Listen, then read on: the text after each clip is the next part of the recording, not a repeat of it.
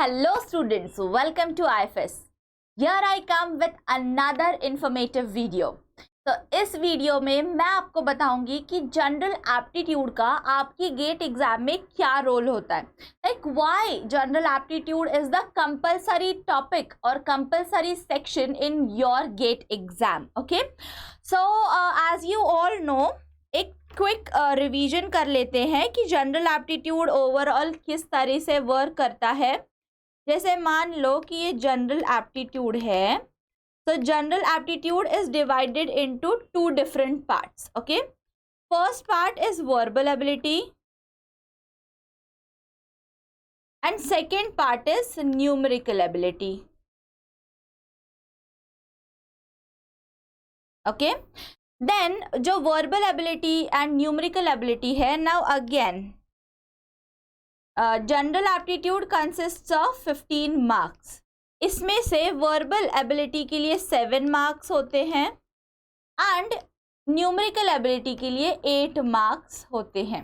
Okay, now we want to fetch these 15 marks. So उसमें जो आपका वर्बल एबिलिटी आता है उसमें आएगा grammar, then vocabulary. There will be subtopics obviously and passage. Okay, and जो आपका न्यूमेरिकल एबिलिटी होता है उसमें आता है क्वालिटेटिव एप्टीट्यूड, उसके बाद logical reasoning,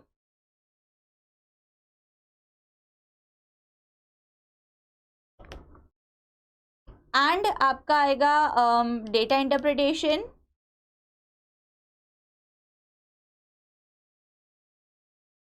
plus special aptitude. Okay, तो ये इंपॉर्टेंट टॉपिक्स आते हैं.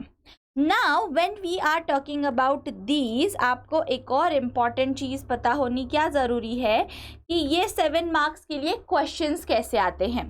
सो 1 मार्क क्वेश्चंस होते हैं एंड 2 मार्क्स क्वेश्चंस होते हैं. ओके, तो 1 मार्क जो क्वेश्चंस आपके आते हैं वो 3 क्वेश्चंस आते हैं, 3 क्वेश्चंस, एंड 2 मार्क्स क्वेश्चंस जो आते हैं वो 2 क्वेश्चंस पूछे जाते हैं. ओके, तो टोटल मिला के वो 7 मार्क्स हो जाता है. तो सिमिलर वे में 1 मार्क क्वेश्चंस यहाँ पे 4 पूछे जाते हैं एंड 2 मार्क्स क्वेश्चन 2 ही पूछे जाते हैं. ओके, सो इसके अकॉर्डिंग आपके टोटल 8 मार्क्स हो जाते हैं. So this is how you have to analyse the whole thing. तो अब आप देख सकते हो कि ये जो पार्ट है, जनरल एप्टीट्यूड का जो पार्ट है, वो सबसे पहली चीज़ तो 15 मार्क्स कैरी करता है. एंड अगर आप कट ऑफ देखते हो आपके गेट एग्ज़ाम का, तो यू विल एनालाइज कि 35 to 40 कट ऑफ लगता है. कोई भी सब्जेक्ट आप देख लो उसमें. I am not talking about any one particular subject, I am telling you average. Okay, so अगर आप देखोगे कि 35 to 40 अगर आपका कट ऑफ लगता है, मतलब आपको स्कोर कितने करने हैं, 14 नियर अबाउट. ओके, तो उसमें से 15 मार्क्स जो है वो तो जनरल एप्टीट्यूड कैरी करता है. तो अगर जनरल एप्टीट्यूड में आपको 15 मार्क्स मिल जाते हैं, तो क्या 20-25 मार्क्स स्कोर करना in your main subject difficult है? बिल्कुल भी डिफ़िकल्ट नहीं है.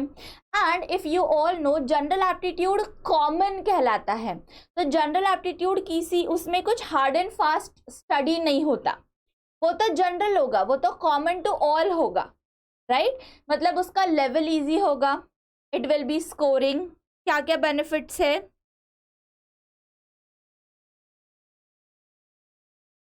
इजी है, स्कोरिंग है,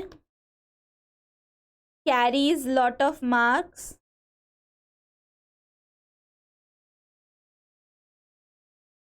कॉमन टू ऑल. यस, मतलब इसका लेवल तो आपको पता चल गया, बहुत ही आसान होता है. देन कैन यू से कि जनरल एप्टीट्यूड को इग्नोर करना चाहिए या उसे अटेम्प्ट नहीं करना चाहिए या उसके लिए स्टडी नहीं करनी चाहिए? Obviously not, right. ये 15 मार्क्स अगर आप स्कोर करते हो तो आपका कितना सारा स्टडी जो आप यूटिलाइज करने वाले हो आपके मेन सब्जेक्ट के लिए, वो बहुत सारा कम हो जाता है, right. so this is what you need to remember। and grammar, vocabulary, passage, ये सब तो आप बचपन से पढ़ते आ रहे हो। and मैथ्स भी जो आपको पूछा जाता है वो आपके डे टू डे लाइफ में यूज होने वाला मैथ्स पूछा जाता है, so which is not at all difficult, okay। and if you just know few tips and tricks and strategies how to crack, which we are definitely going to help you out with, then क्या आपका general aptitude difficult जाएगा? Will it be difficult to score just 15 marks in general aptitude? No, right?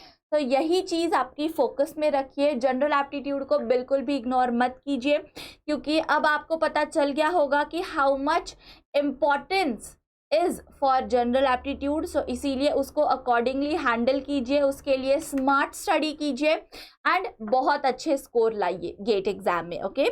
So this was it for today's lecture. I hope you liked the lecture and it was very helpful for you all. And till the time we meet next, happy learning.